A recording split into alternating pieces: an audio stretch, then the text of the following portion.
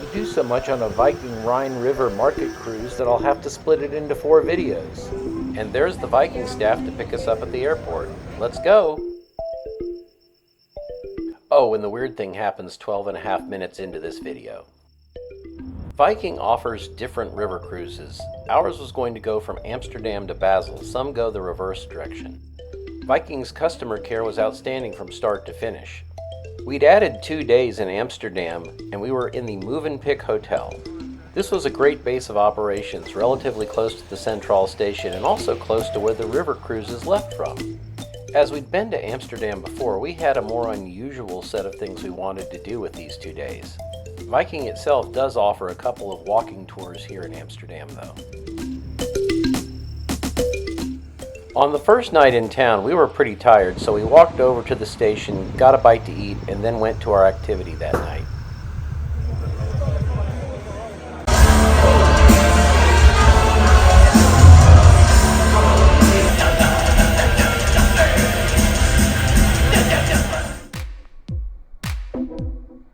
The next morning we had but a single thing to do in mind. It was something we had meant to do the last time we were in Amsterdam but didn't get tickets. This time we did. And it was just a pleasant midday stroll away from the hotel.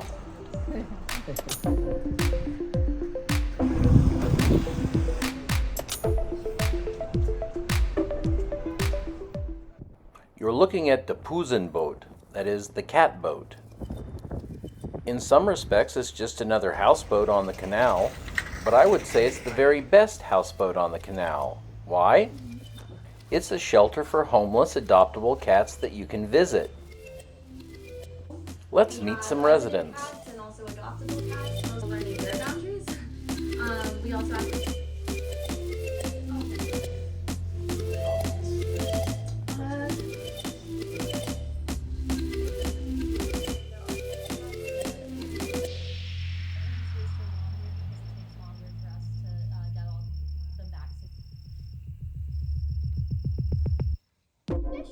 This spot is in demand and only open a couple days a week, so if you want to go to it, look it up online and make sure you have tickets. Having completed our brief visit with the cats, it was time to go to lunch. Or dinner, or whatever you call the meal you eat at 3 p.m. when you haven't changed over to the new time for where you're located. So I guess that would make it breakfast. Well, anyway, our Uber driver from the evening before had recommended Cannibal Royale. And as you might imagine, it's a place pretty heavy on the meats, though none of it appeared to be human.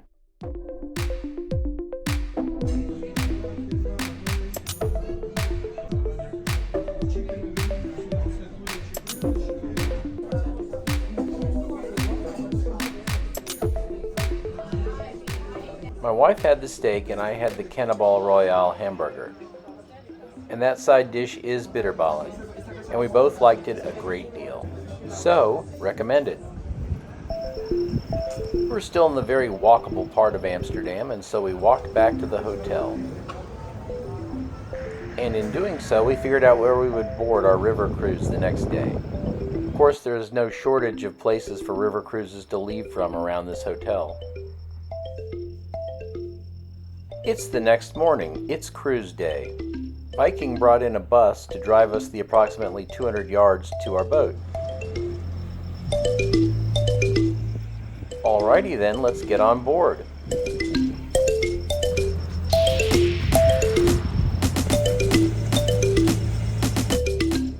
Viking's fleet of European river cruise ships are all essentially the same.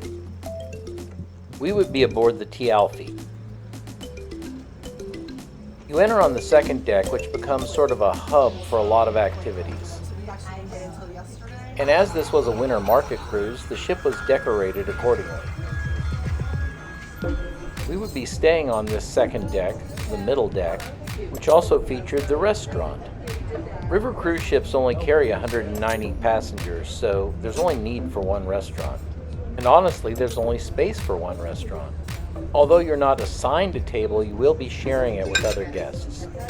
But a ship with only one restaurant better offer a variety of foods, and it better be good. Viking succeeds here.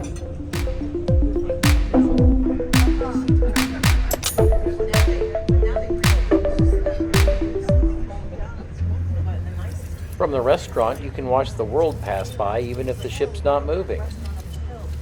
After our first meal, lunch, we headed down to our cabin, 207. Here's a look around the cabin.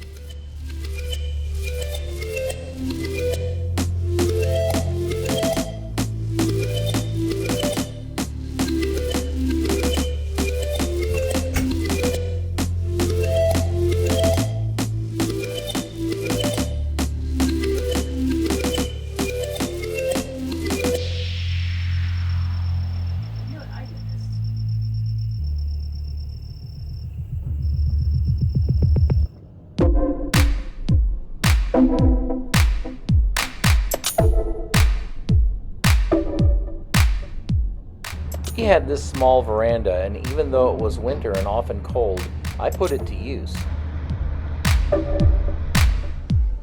So I've shown you our cabin. Let's take a look around the ship. Here's that area on the middle deck in the center of the ship.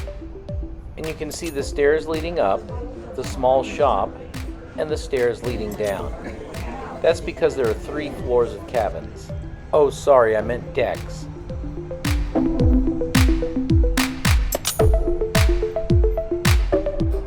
Up a floor from the entry and exit is a place where you could get a cup of coffee any time of day. This machine could probably make it the way you like it too. And to go with your coffee, cookies. There's a small, very comfortable library aboard, and I guess this would be called a business center, but the main attraction on Deck 3 for most of the guests would be the lounge. The lounge is where the bar is located. It's large enough to hold all of the passengers, and it's where the excursion briefings took place as well. Just beyond the lounge is the Aquavit Terrace, connected to the lounge so that you could hear the entertainment from there as well. Before we sailed away, various officers of the ship addressed us. This included everyone from the captain to the head chef. And then it was time for a quick and easy muster drill. Mainly, you just needed to know how to put on your life jacket and where to go. Oh, and what the alarm sounded like. We had not yet sailed away, but it was time for dinner. Every Viking meal has a number of selections, and with lunch and dinner, wine or beer is included. But it wasn't wine or beer that made me forget to video the entree. While the Amsterdam Tower was advertising the next season of Squid Games on Netflix, we prepared for sail away. When moving around during wet conditions. From time to time, your Viking Back in our cabin, first we watched a safety video, and then the video Meet Me in St. Louis. You know, like you do. And as the hour approached midnight, we were on the move.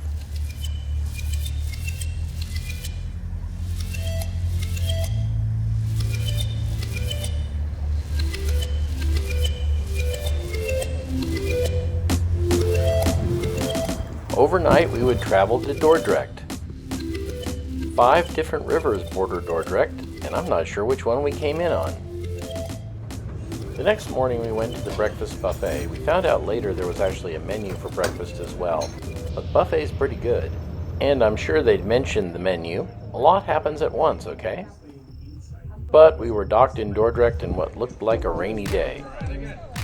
We disembarked to find our tour guide. There were probably 6 different groups here. Most were going to take a walking tour of the city on a Sunday morning. And as you'll see, not much is open on a Sunday morning. But it also won't matter that much. There's a lot to see.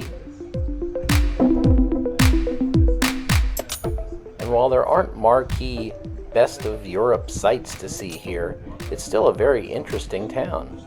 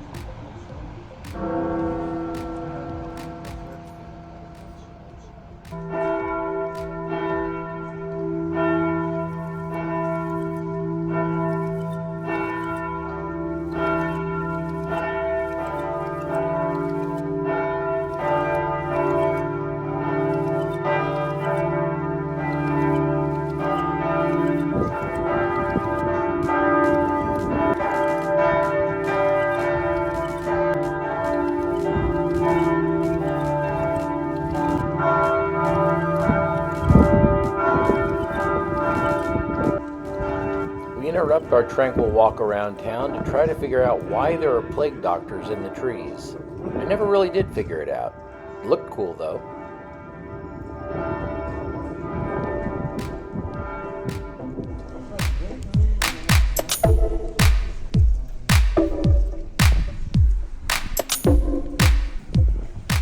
We're now on a pedestrian mall in one of the main shopping streets.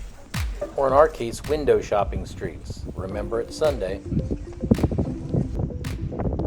As with the portion before, let's just enjoy the ambiance of the town.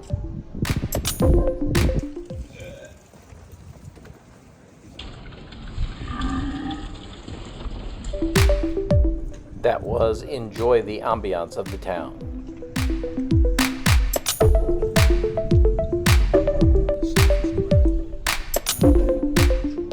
This was a guided walking tour on a Sunday when most of the shops were closed. Not everything was closed. Given a half hour of free time, we decided to grab a coffee.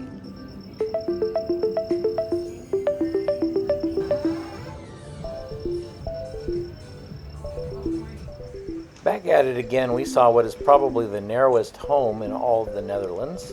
A square surrounded by restaurants and bars, which would be wonderful with nicer weather. And other shops, museums, and things that were closed.